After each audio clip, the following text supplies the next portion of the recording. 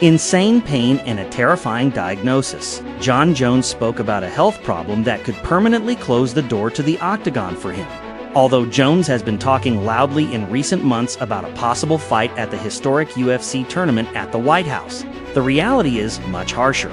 Not only has Dana White not given him the green light yet, but his body is sending a clear signal. His best years may be over. A video has appeared on social media showing Jones in an informal debate with Buckley, and that's where the surprising confession came. When asked about a possible wrestling match with his longtime rival Cormier, Jones openly admitted that he is not in good health. "I have severe arthritis.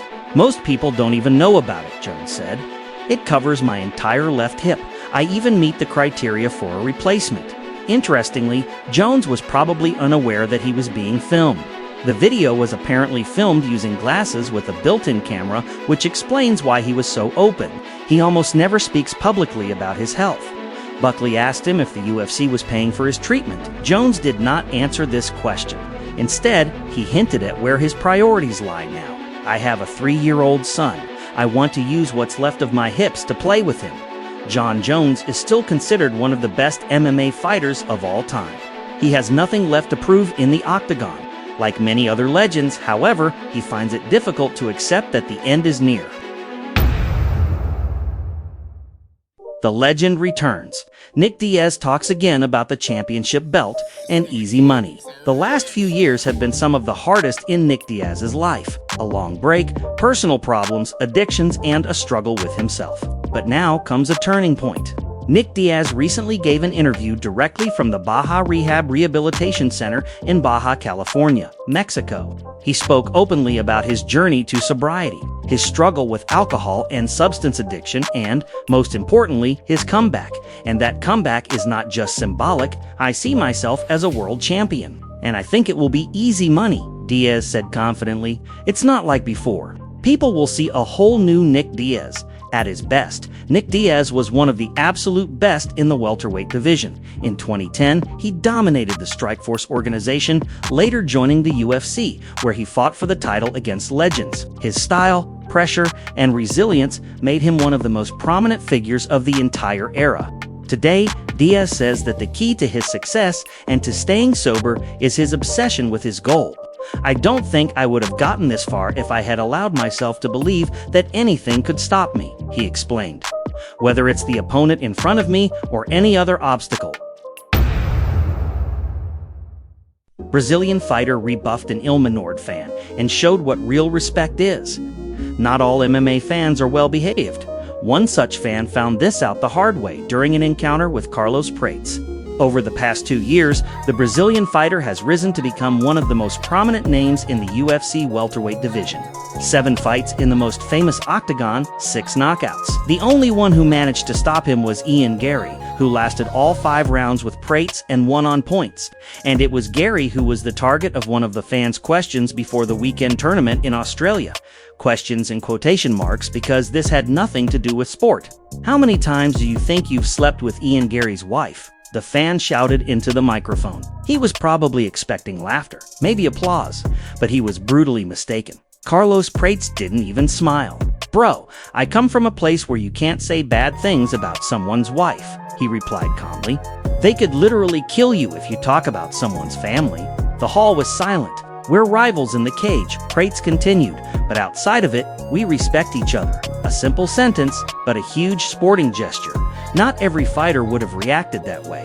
Carlos Prates currently ranks 5th in the UFC welterweight division. Most recently, he ended former champion Leon Edwards' career with a brutal knockout. It is evident that if he continues at this pace, a title shot is only a matter of time.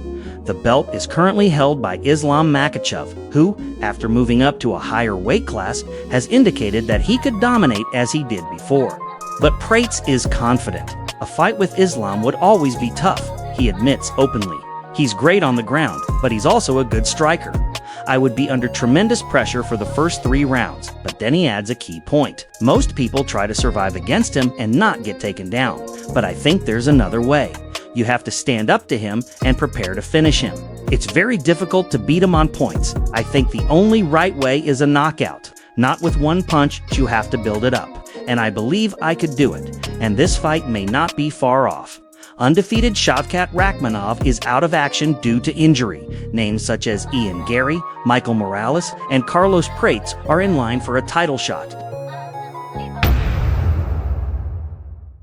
Jiří Procházka showed off his excellent form in Mexico, although he does not yet have an officially confirmed opponent. BJP is definitely not sitting idle. On the contrary, he started preparing for his next fight some time ago, and an important part of that preparation is a training camp in Mexico. It is from there that Jiří is now sharing footage that clearly shows his fans that he is in great shape. In addition to hard work, BJP is also enjoying the local atmosphere and Mexican cuisine. As he himself has indicated, his body and mind are getting exactly what they need at this stage of preparation. Whoever his next opponent may be, one thing is already certain: Jiří Procházka is preparing in style. His form is improving, his hunger for battle is evident, and his return to the cage is fast approaching.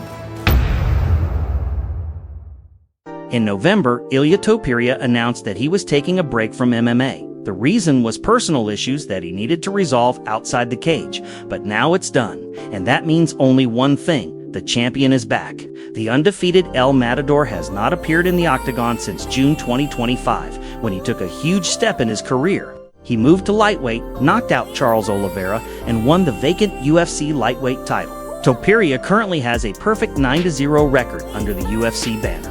On Thursday, he sent a clear signal to fans: the champion is back, Topuria wrote on Instagram, attaching photos and videos from training. He followed up on his recent message about returning to the cage, April-June, the winner between Paddy and Justin. What was behind this move? The key obstacle is gone. The legal dispute with his former partner is over. Both parties reached an agreement, and the case was officially closed under the terms originally proposed by Topuria. Ilia is thus returning to full training at his private home gym in Madrid. The goal is clear: a big comeback at a mega UFC event, ideally at the White House tournament. Training, healthy eating, and church. This is no longer the Conor McGregor we knew. Conor has been announcing his return since 2021, when he broke his leg during his trilogy with Dustin Poirier. But now it seems that his words are finally more than just marketing. The former two-weight champion is said to be more determined than ever, and his clear goal is to return to the cage at the spectacular UFC tournament at the White House, which is planned for 2026. According to those closest to him, McGregor is undergoing a significant transformation.